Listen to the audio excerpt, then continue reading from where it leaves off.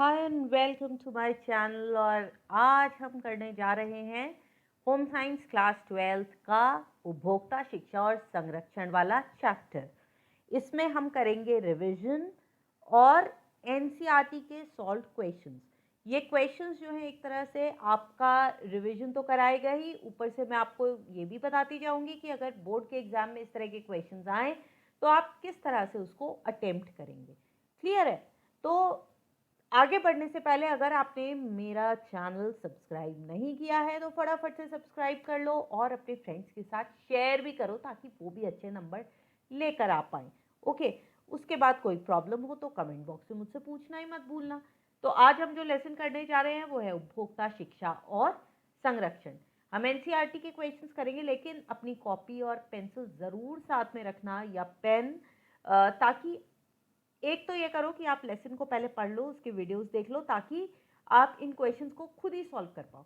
खुद सॉल्व करो अपनी कॉपी में और फिर चेक कर लो, और या फिर जैसे जैसे मैं पढ़ाती जा रही हूँ इसको अपनी कॉपीज में नोट करते जाओ। ठीक है? ये छोटे क्वेश्चंस है इस वाले चैप्टर में। बुक में सिर्फ 4 क्वेश्चंस हैं तो हम यहाँ पर वही लेंगे, लेकिन फिर भी एक रिविजन तो आपका हो ही जाएगा। सबसे पहला क्वेश्चन है, निम्नलिखित में को 2 या 3 पंक्तियों में समझाइए। बेटा जहां पर भी 2 या 3 पंक्तियां आती हैं इसका मतलब अगर 2 पंक्तियां हैं तो 1 नंबर का होगा, अगर 3 पंक्तियां हैं तो 1.5 मार्क का। 1.5 मार्क का पेपर तो कोई क्वेश्चन तो एग्जाम में नहीं आता, लेकिन 3 मार्क्स का क्वेश्चन आ सकता है जिसमें आपसे कोई भी 2 टॉपिक पर 2 से 3 पंक्तियां लिखवा ली जाए। तो जितने नंबर उसकी दुगनी पंक्तियां या उसके दुगने पॉइंट्स, बिकॉज ईच पॉइंट या each line it will carry half a mark. ठीक है? तो पहला जो हमें टर्म दिया गया है वो है उपभोक्ता। उपभोक्ता क्या होता है? चलो उपभोक्ता देखें। वस्तु और सेवाएं, याद रखना वस्तु और सेवाएं, इनको अपनी व्यक्तिगत जरूरतों के लिए या फिर स्वरोजगार के लिए मूल्य अदा करके जो खरीदा जाता है वो व्यक्ति होता है उपभोक्ता। तो उपभोक्ता के लिए क्या क्या चीजें ध्यान में रखोगे? सबसे पहले कि इसमें वस्तु और सेवाएं दोनों आएंगी। उसके बाद व्यक्तिगत जरूरत भी हो सकती है और स्वरोजगार की जरूरत भी हो सकती है, लेकिन मूल्य अदा करना जरूरी है। ये नहीं है कि आपने जो है किसी से आपने गिफ्ट लिया या आपने किसी को गिफ्ट दिया और वो उपभोक्ता हो गया, नहीं। जब आप उसका पेमेंट करते हो तभी वो मूल्य होता है। इसमें क्या है, प्राकृतिक उत्पादक भी हो सकते हैं, बाजार में जो सामान मौजूद है वो भी हो सकता है, और सेवाएं भी। वस्तु और सेवाएं तो पता है ना, जो चीजें हम देख सकते हैं और खरीद रहे हैं, जिनके लिए हम पैसे दे रहे हैं, वो क्या है? वस्तु। और जो चीजें हम नहीं देख रहे लेकिन उनके लिए हम पैसे दे रहे हैं वो है सेवा। तो किसी भी सामाजिक और आर्थिक तंत्र का मतलब सोशल और इकोनॉमिक, इन दोनों में से किसी भी तंत्र के सबसे पहला जो घटक होता है, सबसे स्मॉलेस्ट जो यूनिट होता है वो होता है उपभोक्ता या फिर कंज्यूमर। जब तक हम सामान खरीदेंगे नहीं, सामान बनेगा नहीं, और अगर सामान का आदान प्रदान और पैसों का आदान प्रदान नहीं होगा तो इकोनॉमी कैसे चलेगी? ठीक है? फिर हम आते हैं अपने दूसरे पॉइंट पर, दूसरे कंसेप्ट पर, जो है उपभोक्ता का अधिकार। अधिकार क्या है? ये वो अधिकार होते हैं जो कानूनी रूप से, ध्यान रखना, कानूनी रूप से उपभोक्ता के हितों की सुरक्षा के लिए क्यों बनाए गए हैं? ये उपभोक्ता के हितों की रक्षा के लिए बनाए गए हैं। ठीक है? ये सुनिश्चित करता है कि उपभोक्ताओं को उचित गुणवत्तापूर्ण वस्तु और सेवाएं मिल सके, और जो पैसे उन्होंने दिए हैं उसका उन्हें अपनी कीमत का उन्हें सही प्रोडक्ट मिल सके। अब 6 अधिकार हैं जो हमारा कॉन्स्टिट्यूशन हमें देता है। वो 6 अधिकार कौन से हैं? सबसे पहला है सूचना का अधिकार। दूसरा है सुरक्षा का अधिकार, मतलब हम जो भी सामान ले रहे हैं वो हमारे लिए सुरक्षित होना चाहिए। फिर सूचित किए जाने का अधिकार, सूचना का अधिकार। फिर चयन का अधिकार, मतलब अपनी पसंद की चीज़ को खरीदने का। सुने जाने का अधिकार, अगर हमारी कोई परेशानी है तो उसको सुनने जाने का अधिकार होना चाहिए। फिर शिकायत के निवारण का अधिकार, अगर कोई हमें प्रॉब्लम है तो उसका निवारण। और उपभोक्ता शिक्षा का अधिकार, अगर हम कुछ जानना चाहते हैं तो हमें शिक्षा भी मिलनी चाहिए। ये देखो, ये वो स्लाइड है जिसे मैंने आपको अधिकार समझाए थे। अगर आपको याद ना हो तो मैं यहाँ पर एक स्लाइड आई बटन में आपको इसका वीडियो का लिंक दे दूंगी, इसको ज़रूर देख लेना, तब आपको ये सब क्लियर हो जाएगा। यहाँ पर मैं उनकी डिटेल्स नहीं ले रही हूँ। अब इसी के साथ साथ ये देखो, हमने ये भी कवर किया हुआ है उपभोक्ता की समस्याएं या उपभोक्ता की प्रॉब्लम्स। ये देखिए, ये भी मैंने अलग अलग दिए हुए हैं। कम स्तर की वस्तुएं, अधिक कीमतें, तो हम अगला हमारा टॉपिक क्या है, उपभोक्ता के दायित्व। अभी समस्याएं भी करेंगे, चिंता मत करो। पहले हम देखते हैं उपभोक्ता के दायित्व। मान लो अगर ये 2 नंबर का क्वेश्चन है तो आपको 4 दायित्व लिखने हैं, अगर 6 नंबर का क्वेश्चन है तो 3 नंबर का क्वेश्चन है तो 6 दायित्व लिखने हैं। ठीक है, ये कितने भी मार्क्स खा सकता है। ये भी हो सकता है कि आपसे कहा जाए उपभोक्ता के अधिकार और उपभोक्ता के दायित्व बताइए और ये 4 नंबर का क्वेश्चन हो। उस केस में आप 2 उपभोक्ता के अधिकार बता देंगे, सॉरी 4 अधिकार बता देंगे और 4 दायित्व। 2 नंबर का अधिकार हो जाएगा, हर अधिकार आधे नंबर का, और 2 नंबर का दायित्व। ठीक है, तो दायित्व देखिए क्या क्या है। सरकार ने जो कानून बनाए हैं और जो प्रावधान बनाए हैं उनकी जानकारी रखना, अपने सभी लेन देन में ईमानदारी बरतना, ये ना हो कि जरा सा टैक्स बचाने के लिए आपने रसीदी ना ली हो। बाजार का सर्वेक्षण करना, पहले बाजार का सर्वेक्षण कर लो, कहाँ पे वस्तु कैसी मिलती है, किस क्वालिटी की है और कितने दाम की है। अपनी ज़रूरतों और आवश्यकताओं के अनुसार सामान खरीदें, ये नहीं कि सेल लगी है तो जो सामान खरीदने गए उसे छोड़कर सेल वाला सामान ले आए। लेबल और ब्रोशर को ज़रूर पढ़ें, लेबल और ब्रोशर हमारे ही लिए बनाए गए हैं, और मानकीकरण चिन्हों वाले सामान को खरीदें, उनमें हमें क्वालिटी की गारंटी होती है। खरीद की रसीद और जो भी अन्य दस्तावेज हैं, चाहे वो वारंटी कार्ड हो, गारंटी कार्ड हो, इन सबको संभाल के रखें। बीमा, क्रेडिट कार्ड, इन सब की शर्तों को पढ़ लें। कई बार सामान तो खरीदते हैं लेकिन जब हम वापस करने जाते पता चला वो सामान वापस नहीं हो रहा है, या फिर उस पर हमने अगर उधार लिया है, क्रेडिट कार्ड अगर हमने यूज़ किया है तो उसमें कितना ब्याज है ये सब ना पढ़ाओ।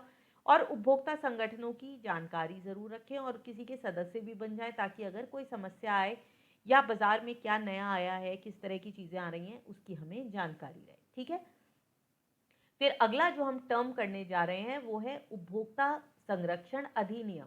अधिनियम से ही समझ में आपको आ जाना चाहिए कि ये क्या है। उपभोक्ता के हित में ये एक महत्वपूर्ण कानून है। तो ये क्या है, अधिनियम का मतलब ही कानून है।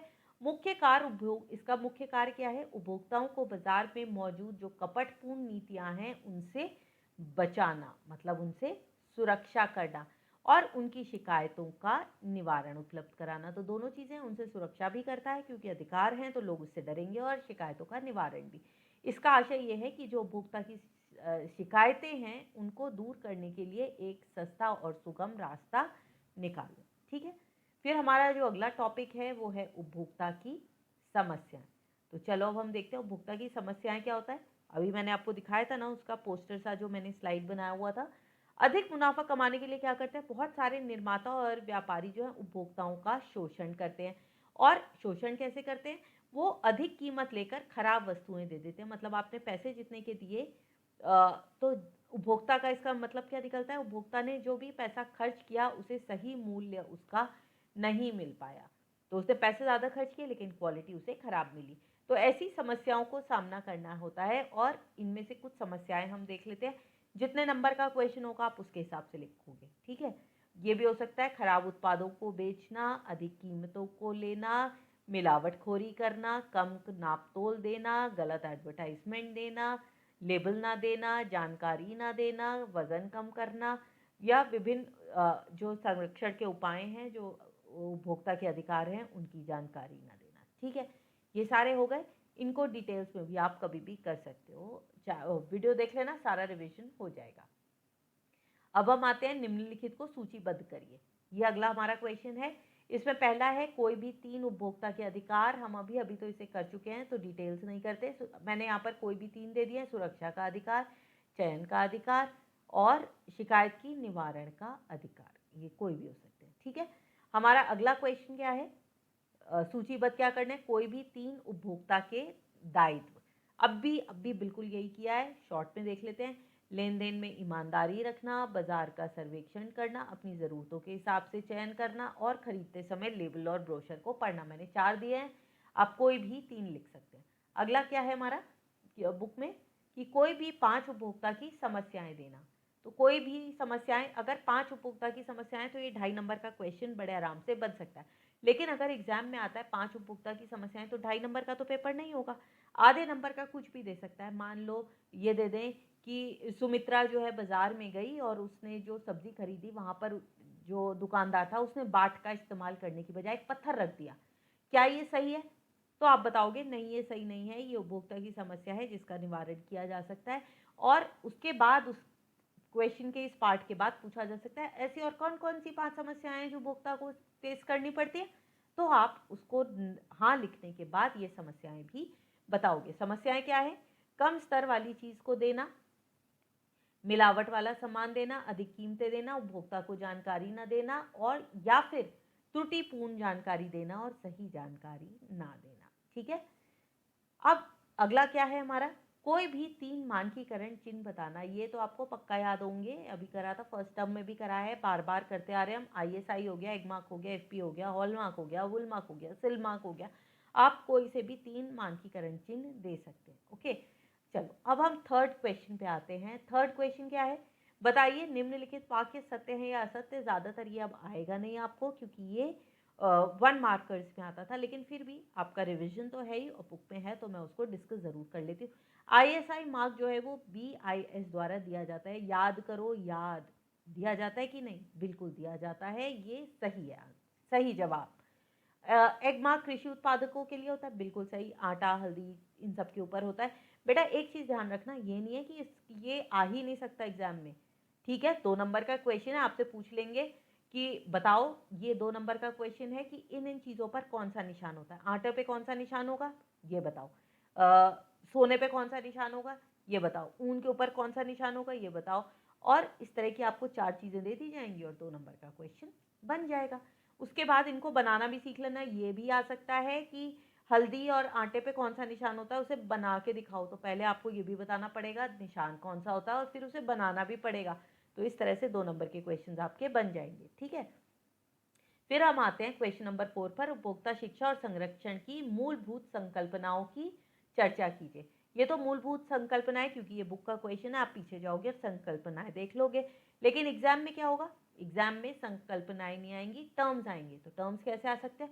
उपभोक्ता उत्पाद और उपभोक्ता व्यवहार के बारे में बताइए। तो उपभोक्ता उत्पाद के बारे में 1 नंबर में बताओगे, उपभोक्ता व्यवहार के बारे में भी 1 नंबर का बताओगे, 2 नंबर का क्वेश्चन बन जाता है। तो हम देखते हैं कि उपभोक्ता उत्पाद होता क्या है, यही हमारा आज का रिवीजन हो जाएगा। उपभोक्ता उत्पाद क्या है? कोई भी वस्तु जिसे उपभोक्ता के व्यक्तिगत या परिवार के उपयोग के लिए या अपने घर के उपयोग के लिए किसी भी संस्थान में उपयोग करने के लिए व्यावसायिक उद्देश्य से बनाया जाता है, वो है हमारा उपभोक्ता उत्पाद। मान लो मैंने घर में एक पेंटिंग बनाई, तो वो मेरा उपभोक्ता उत्पाद नहीं है, वो तो मैंने अपने मन से बनाई।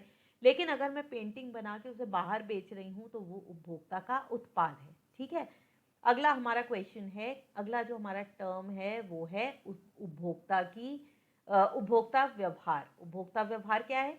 ये वो प्रक्रिया है जिसके द्वारा खरीदार खरीदने के बारे में निर्णय लेता है। मान लो मैंने पेंटिंग बनानी थी, मैं कलर को अपनी पेंटिंग को फ्रेम कराने गई। हो सकता है एक जना सोचे कि पेंटिंग की फ्रेमिंग सस्ती हो, मैं सोचूं कि नहीं फ्रेमिंग महंगी होनी चाहिए, कोई सोचेगा मेरे को प्लास्टिक की फ्रेमिंग लेनी है या मेरे को लकड़ी की फ्रेमिंग लेनी है। तो जिसके अनुसार हम जो सोचते हैं, जिसके अनुसार उपभोक्ता जो है निर्णय लेता है कि मैं क्या सामान खरीदूंगा, वो होता है उपभोक्ता अधिकार। ठीक है, अब हम अगले पे आते हैं कि उपभोक्ता फोरम क्या होता है। उपभोक्ता फोरम ये कोई भी संस्थान या संगठन जहां पर उपभोक्ता आपस में एक दूसरे से डिस्कस करते हैं या उत्पादों के बारे में या सेवाओं के बारे में, अपने अधिकारों के बारे में, लाभ और हानियों के बारे में चर्चा करते हैं, वो होता है उपभोक्ता फोरम। ठीक है, और हमारा जो आखिरी टर्म है आज का वो है उपभोक्ता आगमन संख्या। अब उपभोक्ता आगमन संख्या क्या है? आप बाजार में जाते हो तो कुछ बाजारों में आप देखते हो कि इतनी भीड़ होती है और कुछ बाजार एकदम खाली होते हैं। तो किसी विशेष स्थान जैसे कि दुकान, स्टोर, मॉल आदि में आने वाले उपभोक्ता अथवा ग्राहकों की जो संख्या होती है वो होती है उपभोक्ता आगमन संख्या। ठीक है, तो क्या जिस बाजार में ज़्यादा लोग होते हैं वो वहाँ पर उपभोक्ता आगमन संख्या ज़्यादा होगी, और जिसमें कम होते हैं उसमें उपभोक्ता आगमन संख्या कम होगी। और इस फुटफॉल से फर्क क्या पड़ेगा? जब हम मार्केट जाएंगे, हमें मान लो अपनी दुकान खोलनी हो, तो हम कहाँ पे खोलेंगे? जो दुकान में कोई आता ही नहीं है वहाँ खोलोगे क्या? नहीं, ज़्यादातर आप देखोगे ठेले भी वहीं पर लगते हैं जहाँ पर भीड़ होती है। ठीक है, तो ये है उपभोक्ता आगमन संख्या। तो ये हमारा चैप्टर खत्म होता है, छोटा सा था। चैप्टर छोटा नहीं था, लेकिन क्वेश्चन आंसर्स छोटे से थे और मैंने मेरे ख्याल से उन्हें क्लियरली एक्सप्लेन कर दिया हो गया। All the best for your exams, do your best. Home science के दोनों टर्म्स मिलाकर 100 और 100 आने चाहिए। मैंने आपको फर्स्ट टर्म भी पढ़ाया और सेकेंड टर्म भी। वीडियो कैसा लगा ज़रूर मुझे बताना कमेंट बॉक्स में, लाइक कर देना, लाइक से ही तो मेरा अगला वीडियो बनाने का मन करता है। आप कम लाइक करते हो तो मैं कम वीडियोस बनाती हूँ। अपने फ्रेंड्स के साथ शेयर करो और सब्सक्राइब करना मत भूलना। नोटिफिकेशन बेल भी बजा दो और 11th के स्टूडेंट से भी शेयर कर दो। अब आप तो पास हो जाओगे तो वो इस वीडियो को देख के होम साइंस पढ़ सकते हैं। See you in the next video last chapter के साथ। Till then bye bye.